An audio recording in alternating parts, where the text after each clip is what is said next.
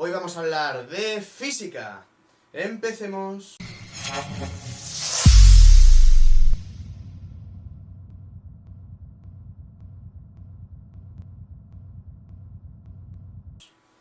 Bien, hoy vamos a resolver un ejercicio de la EBAU de la selectividad de Madrid de física de inducción electromagnética, ¿vale? Lo tengo aquí en el móvil, un momento, lo miro, ¿dónde he puesto el roto? Aquí.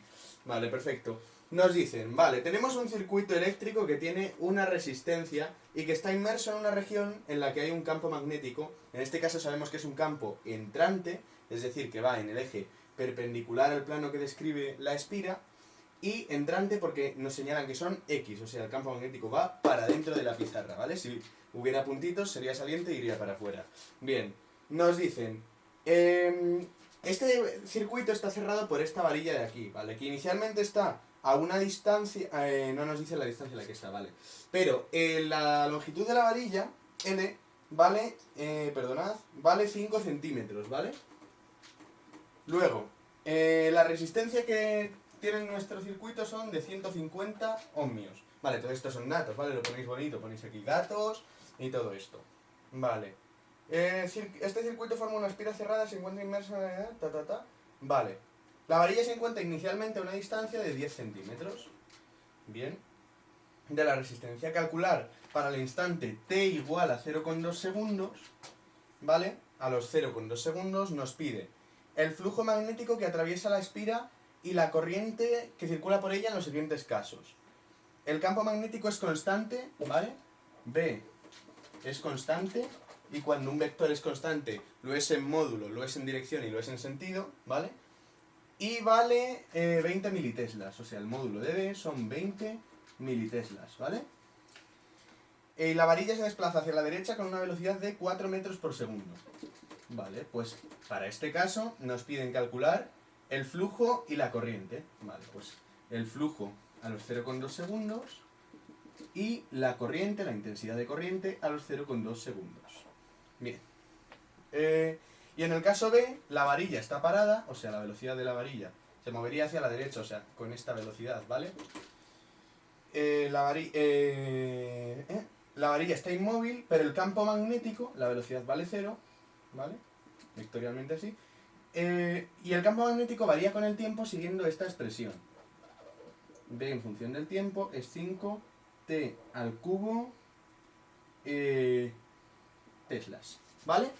Bien, pues venga, vamos a ello. Vamos a calcular el primer caso, ¿vale? En este caso sabemos que la varilla se está moviendo hacia la derecha. En este caso estamos ampliando la superficie que está inmersa en el campo, ¿vale? Porque el campo magnético que se nos va a generar va a ser mayor una vez esté aquí, ¿vale? Llegado aquí son solo estas cruces azules, pero llegados aquí va a haber más cruces azules, ¿vale? Y el flujo magnético lo que nos mide es el flujo magnético es una magnitud escalar que nos mide el número de líneas de campo, en este caso de campo magnético, que atraviesan una superficie en un instante dado, ¿vale? Y el flujo magnético viene determinado por esta expresión. Bueno, el flujo magnético total sería la suma de los flujos magnéticos pequeños que hubiera en cada superficie, ¿vale? Y esto matemáticamente hablando y sustituyendo nos quedaría como una integral doble sobre la superficie, no os asustéis por la fórmula, del producto escalar del campo eléctrico con el diferencial de superficie, ¿vale? Pero esto al final operando nos queda así. B por S por el coseno del ángulo que forman. Pero este es el ángulo que forman B, que es este vector entrante, no con la superficie, sino con el vector de superficie. Y el vector de superficie es un vector que es siempre perpendicular a la superficie. Entonces, si este es el plano X, Y, ¿vale? Y el eje de la pizarra es el Z, el vector superficie sería saliente o entrante, nos da igual el sentido, ¿vale? Lo que nos importa es la dirección. En este caso va a tener siempre la misma dirección que el campo magnético, el vector superficie. Por lo tanto, el ángulo que formen va a ser 0. Y como el ángulo que formen va a ser 0, alfa es igual a 0 en cualquier caso, ¿vale? Coseno de 0 es 1, esto nos queda como B por S, ¿vale? Ya tenemos la expresión del flujo magnético. Ahora, al moverse esta varilla con esta velocidad, va a aumentar la superficie. Lo que tenemos que determinar es cómo va a cambiar esta superficie, ¿vale? Para determinar cómo va a cambiar este flujo magnético. Vale, pues tenemos que hallar la expresión de la superficie en función del tiempo. La superficie, si os dais cuenta, es un rectángulo. Y un rectángulo la superficie de un rectángulo es base por altura, ¿vale? La altura es siempre la misma, es L, ¿vale? La base es la que cambia, que es D, ¿sí? Y como se mueve con un movimiento uniforme, esto es un movimiento rectilíneo uniforme, es decir, este lado, a esta longitud aumenta con un movimiento rectilíneo uniforme. Entonces esto va a seguir la ecuación del movimiento rectilíneo uniforme, que nos dice posición final es posición inicial más velocidad por el tiempo. En este caso, distancia final va a ser distancia inicial más velocidad por el tiempo, ¿vale? La distancia inicialmente son 10 centímetros. Esto va a haber que pasarlo a metros, que son 0,1 metros. Vale, pues esto va a ser 0,1 más la velocidad, 4 metros por segundo, por el tiempo. Vale, y ya tenemos la ecuación de la distancia. Entonces, esta es la distancia en función del tiempo. Sustituimos. L nos lo dan, valía, ¿cuánto vale? 5 centímetros, también a metros, que esto es 0,05, vale, pues esto es 0,05 por 0,1 más 4t, que en este caso sería 0,05 por 0,1, lo voy a poner en notación científica, 5 por 10 a la menos 3, ¿vale? Más, esto es 5 por 10 a la menos 2 por 4, 5 por 4, 20, 20 es 2 por 10, 2 por 10 a la menos 2 por 10 es 2 por 10 a la menos 1. ¿Vale? Espero no haberme equivocado en ningún cálculo, sí, efectivamente. Vale, pues aquí tenemos la expresión de la superficie. Ahora es tan sencillo como sustituir aquí y hallamos la expresión del flujo magnético en función del tiempo, ¿vale?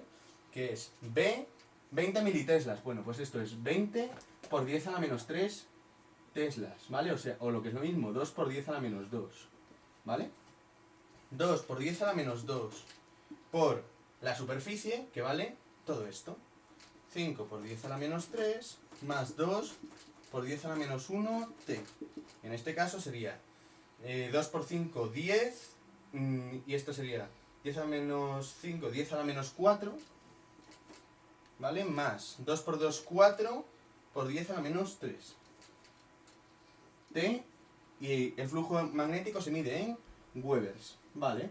Ahora, ¿que nos piden el flujo magnético a los 2 segundos? Bueno, pues el flujo magnético a los 2 segundos es sustituir, perdón, a los 0,2, es sustituir 0,2 en t. Esto es 10 a la menos 4 más 4 por 10 a la menos 3 por 0,2. Repito, si estoy cometiendo algún error de cálculo, perdonadme. Y ahora, cogemos la calculadora y vemos, a ver qué da esto. 0,2 por 4 por 10 a la menos 3 más 10 a la menos 4. Vale, esto da 9 por 10 a la menos 4. Flujo magnético, Webers. Perfecto. Y ahora, la intensidad de corriente en este instante es muy sencillito. Para eso tenemos que hallar el voltaje. El voltaje, en este caso, va a venir determinado por una fuerza electromotriz inducida que se va a calcular a partir de la ley de Faraday-Henry. ¿Y cuál es la ley de Faraday-Henry? Bueno, borro esto un poquito aquí. Vale. La ley de Faraday-Henry lo que nos dice es que la fuerza electromotriz inducida, epsilon, ¿vale? Es el cambio del flujo respecto al tiempo. En matemáticas un cambio es con una derivada del flujo magnético respecto al tiempo, y por la ley de Lenz, que lo que nos indica es que el sentido de la corriente siempre se opone al crecimiento o decrecimiento del flujo, hay que ponerle aquí un menos, ¿vale? Entonces es menos la derivada del flujo.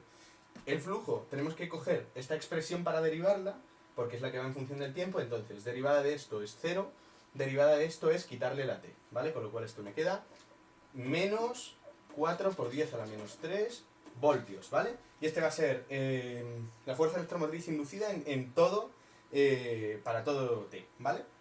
Ahora, ¿qué nos piden? Bueno, pues lo que nos piden ahora es la intensidad de corriente, o la corriente. Y esto se saca por la ley de Ohm. La ley de Ohm es E es igual a I por R, ¿vale?